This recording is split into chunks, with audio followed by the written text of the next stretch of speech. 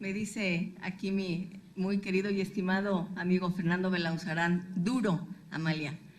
Bueno, yo lo que quiero hacer es una reflexión, sobre todo porque ante esta decisión que ha tomado el gobierno de la República, es una decisión.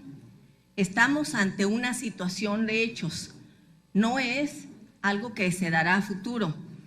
Ya se suspendió la evaluación para el ingreso, promoción y permanencia de 300 y tantos mil docentes.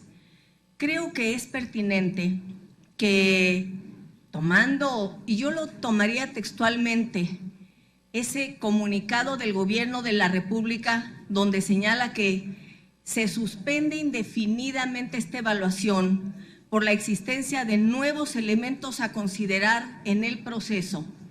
Por lo menos desde mi muy personal y particular punto de vista, creo que más allá del momento electoral, que es un momento, por supuesto, importante, también me parece que sería pertinente que tomáramos esta decisión que ya se tomó para ir mucho más allá, para ir más lejos. ¿Y a qué me refiero? Creo que no es de ninguna manera aceptable que cuando se habla de la evaluación y el proceso de evaluación, prácticamente todas las intervenciones, y son las que yo aquí he escuchado y escuché en el pasado, se refieran a los docentes. Me parece que eso no es ni lo justo, que en eso podríamos tener diferencias, pero no es lo adecuado.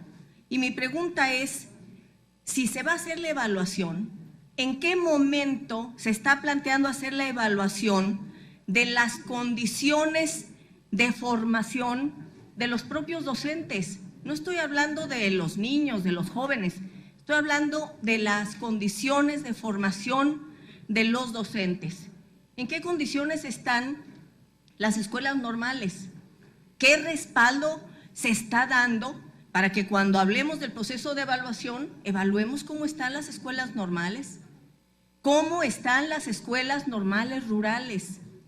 ¿Cómo está y qué apoyo hay, por ejemplo, para la Universidad Pedagógica Nacional? Tendríamos que partir de hacer una evaluación en su conjunto de todo el sistema educativo del país. No es, y yo no acepto, y por eso mi voto, y lo quiero decir con toda claridad, en la discusión muy intensa que se dio sobre estas reformas, fue un voto considerando que no podíamos poner en el centro de la calidad educativa, sobre la cual yo estoy absolutamente de acuerdo. Tiene que haber calidad educativa, el centrarnos exclusivamente en evaluar a los docentes, sin evaluar las condiciones de formación de esos docentes. Tenemos que ir al fondo. Y lo digo con toda responsabilidad. Igual que varios de mis colegas aquí, fui gobernadora y sabemos las deficiencias que hay y los requerimientos y la exigencia que hay y la necesidad de recursos para la preparación de los maestros.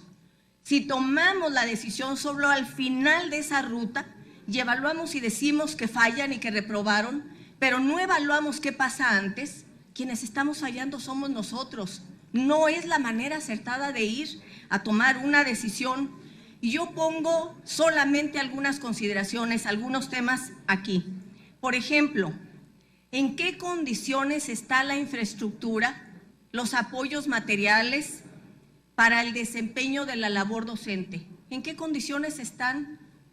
Si hay escuelas que no tienen laboratorios, carecen de los laboratorios. Bueno, ya no hablemos de la infraestructura, de necesidad de sanitarios, de que haya piso de cemento y no de tierra, solamente para señalar eso.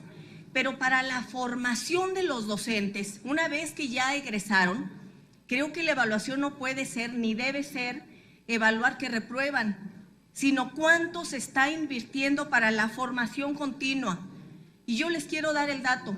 ¿Saben cuánto se está invirtiendo para la formación continua de cada docente de educación básica? 363 pesos por cada docente.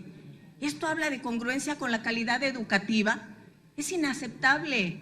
Para tener formación continua y calidad, la decisión no es a los que reprueben vamos a correrlos y ya no habrá promoción ni habrá permanencia, sino cuánto se está destinando a su formación.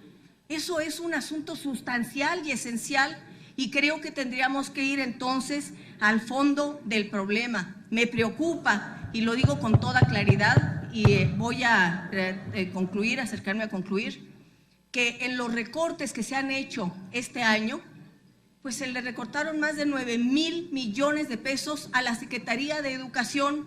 Esta es la prioridad que le damos a la educación, un recorte de más de 9,000 millones de pesos.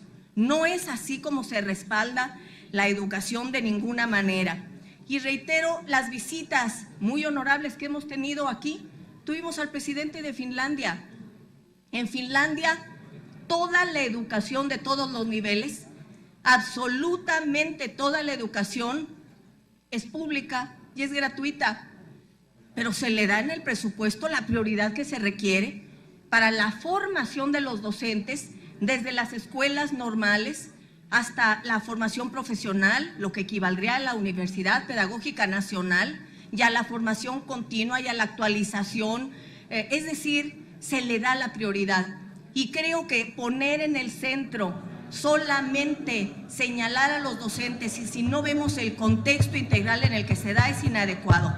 Termino señalando lo siguiente: es pertinente que se haga una evaluación integral y que se cumpla con lo que ya se señala en la ley del Instituto Nacional para la Evaluación Educativa, que dice que esa evaluación debe ser integral, obligatoria y periódica, evaluando y considerando el contexto social, material, los recursos financieros destinados para esto, los procesos de formación y actualización continua.